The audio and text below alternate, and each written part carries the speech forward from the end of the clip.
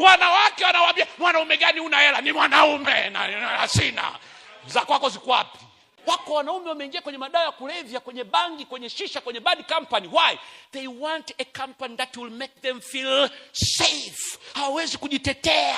Anaambiwa nenda kushoto, anaenda. Wako ambao wamekuwa gays, mashoga, because he want to be protected na wanaume wenzake. Why? You don't feel safe. Unataka kuwa mwanaume, you must feel safe from inside. Nina hela, I'm fine. Sina hela, I'm fine. I am a man. Nina hela, ni mwanaume. Sina hela, ni mwanaume. Nimekataliwa, ni mwanaume.